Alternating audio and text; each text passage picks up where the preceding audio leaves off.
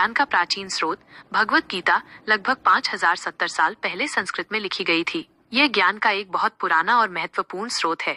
विश्वव्यापी अनुवाद इस पवित्र ग्रंथ का लगभग 175 भाषाओं में अनुवाद हो चुका है, जिससे इसकी शिक्षाएं दुनिया भर में फैली हुई हैं। संवाद का सार, गीता में 18 अध्याय और लगभग 700 श्लोक हैं। इनमें भगवान श्री कृष्ण ने 574, अर्जुन ने 85, संजय ने 40 और धृतराष्ट्र ने 1 श्लोक कहे हैं, जो एक संवाद के रूप में प्रस्तुत है। 3 भागों में विभाजित पूरी गीता को 3 हिस्सों में बांटा गया है और हर हिस्से में 6 अध्याय हैं, जो जीवन के अलग अलग पहलुओं पर रोशनी डालते हैं। पहला अंग्रेजी परिचय। भगवत गीता का पहला अंग्रेजी अनुवाद 1785 में चार्ल्स विल्किंस ने लंदन में प्रकाशित किया था, जिससे पश्चिमी दुनिया को भी इसके बारे में जानने का मौका मिला। वैश्विक शिक्षा, हार्वर्ड और ऑक्सफोर्ड जैसे बड़े विश्वविद्यालयों में भी भगवत गीता पढ़ाई जाती है, जो इसकी महत्ता को दर्शाता है। एकादशी का महत्व।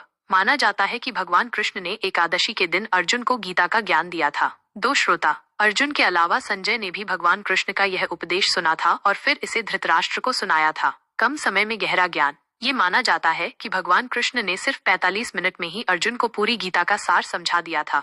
सूर्यदेव भी श्रोता। अर्जुन से पहले भगवान कृष्ण ने सूर्यदेव को भी गीता का ज्ञान दिया था। गीतोपनिषद। गीता को उपनिषद का सार होने के कारण गीतोपनिषद भी कहा जाता है। कविता में भी सार। प्रसिद्ध लेखक खुशवंत सिंह के अनुसार रुडयार्ड किपलिंग की कविता इफ में भी गीता की शिक्षाओं का सार मिलता है। दृष्टि और अदृश्य। गीता कहती है कि जो चीजें हमें दिखाई देती हैं, वे वास्तव में स्थायी नहीं है, जबकि जो नहीं दिखाई देता वही सत्य है। आइंस्टीन का जुड़ाव। महान वैज्ञानिक अल्बर्ट आइंस्टीन ने भी अपने जीवन के अंतिम दिनों में गीता का पाठ किया था। गुरु का ज्ञान। महर्षि अंगिरस श्री कृष्ण के गुरु थे और श्री कृष्ण ने अर्जुन को वही उपदेश दिए जो उन्हें अपने गुरु से मिले थे। गीता जयंती। हिंदू कैलेंडर के अनुसार मार्गशीर्ष महीने की शुक्ल पक्ष की एकादशी को गीता जयंती मनाई जाती है। अद्वितीय जयंती। भगवत गीता दुनिया का एकमात्र ऐसा ग्रंथ है जिसकी जयंती मनाई जाती है। पश्चिमी विद्वानों का सम्मान। हेनरी डेविड थोरो जैसे पश्चिमी दार्शनिकों ने भी अपनी रचनाओं में भगवत गीता का उल्लेख किया है।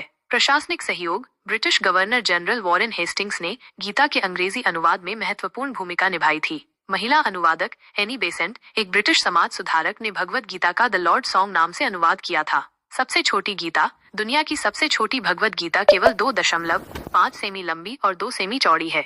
यह जानकारी आपको भगवत गीता के बारे में और गहराई से जानने में मदद करेगी।